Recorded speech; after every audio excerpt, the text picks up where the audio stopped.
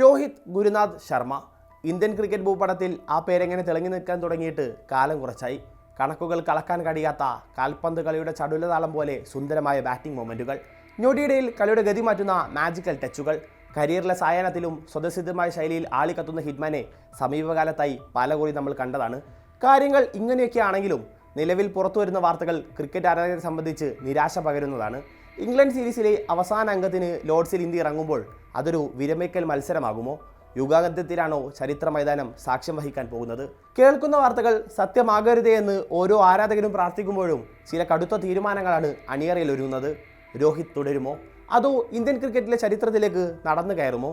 പരിശോധിക്കാം. അടുത്ത വർഷം നടക്കുന്ന ലോകകപ്പ് പ്ലാനിൽ നിങ്ങൾക്കിടമില്ല. Indian selection committee chairman Ajit Agarkar ആ വലിയ ഡിസിഷൻ മുൻ ഇന്ത്യൻ നായകനെ അറിയിച്ചതായാണ് ദേശീയ മാധ്യമങ്ങൾ ഒന്നടങ്കം റിപ്പോർട്ട് ചെയ്യുന്നത്. ഇംഗ്ലീഷ് പര്യടനത്തിന് പിന്നാലെ ഹിറ്റ്മാനെ ഒഴിവാക്കാനുള്ള പ്ലാനുമായി മുന്നോട്ട് പോകാനാണ് സെലക്ഷൻ കമ്മിറ്റി തയ്യാറെടുക്കുന്നതെന്നും വാർത്തകളുണ്ട്. എന്നാൽ ഇക്കാര്യത്തിൽ ഔദ്യോഗികമായി സ്ഥിരീകരണമൊന്നും ഇതുവരെ ഇല്ല. അപ്പോഴും വിരമിക്കൽ അഭ്യൂഹം കാട്ടുതീ പോലെ പടർന്നു തുടങ്ങി. ഇംഗ്ലണ്ടിനെതിരായ മത്സരത്തിന് പിന്നാലെ മുൻ ഇന്ത്യൻ നായകന്റെ വിരമിക്കൽ വാർത്തകൾ നിഷേധിച്ച് ബാറ്റിംഗ് കോച്ച് നിതാൻഷു കോട്ടക് രംഗത്തെത്തുകയും ചെയ്തു. ടീം മാനേജ്മെന്റ് രോഹിതിന് മേൽ സമ്മർദ്ദം ചെലുത്തുന്നില്ലെന്നും ഇത്തരം വാർത്തകൾ അടിസ്ഥാനരഹിതമാണെന്നുമാണ് അദ്ദേഹം പ്രതികരിച്ചത്.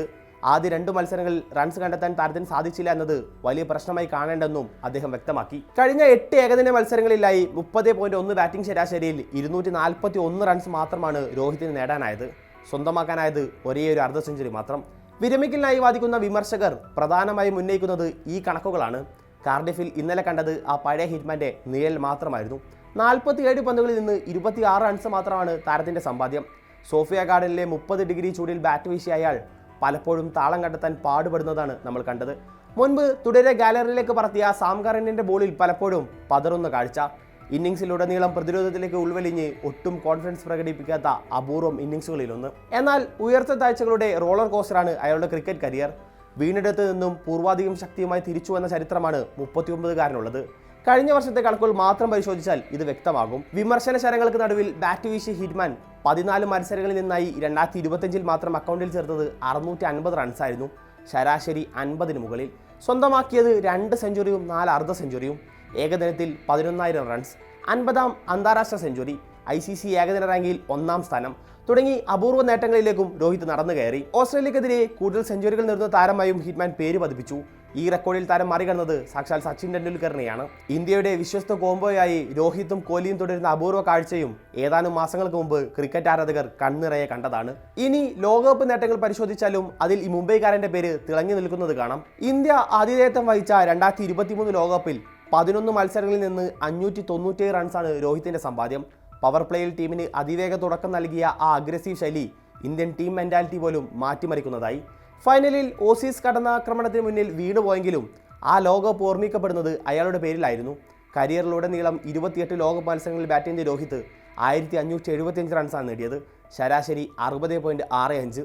ഇതുവരെ നേടിയത് 7 സെഞ്ചുറികൾ. ലോകകപ്പ് ചരിത്രത്തിൽ കൂടുതൽ സെഞ്ചുറി നേടിയ താരവും മറ്റാരുമല്ല.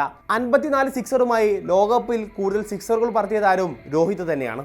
ലോകകപ്പ് പ്ലാനിൽ നിന്ന് താരത്തെ ഒഴിവാക്കാൻ സെലക്ടർമാരും ക്രിക്കറ്റ് ബോർഡും ശ്രമിക്കുമ്പോഴും അവർക്ക് മുന്നിൽ തുറിച്ചു നോക്കി ഈ കണക്കുകൾ ഉണ്ടാകും.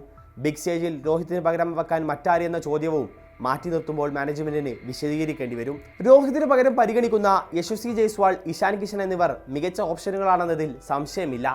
ഏകദിനത്തിലെ മികച്ച പ്രകടനം ഇരുവരുടെയും സാധ്യത വർദ്ധിപ്പിക്കുന്നുമുണ്ട്. അപ്പോഴും 2011 കൈവിട്ട കിരീടം തിരിച്ചുപിടിക്കാനുള്ള ആ സ്വപ്നയാത്രയിൽ രോക്കോ കൂട്ടുകെട്ട് നൽകുന്ന ആത്മവിശ്വാസം ചെറുതല്ല.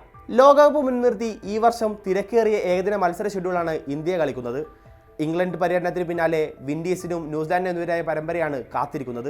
ക്രിക്കറ്റിന്റെ ചരിത്ര മൈതാനമായ ലോർഡ്സിലൂടെ രോഹിത് ശർമ്മയുടെ ഒരു റീ എൻട്രി ഉണ്ടാകുമോ, അതോ മുൻ ഇന്ത്യൻ നായകരുടെ സമാനമായൊരു പടിയിറക്കമാണോ അദ്ദേഹത്തെ കാത്തിരിക്കുന്നത്?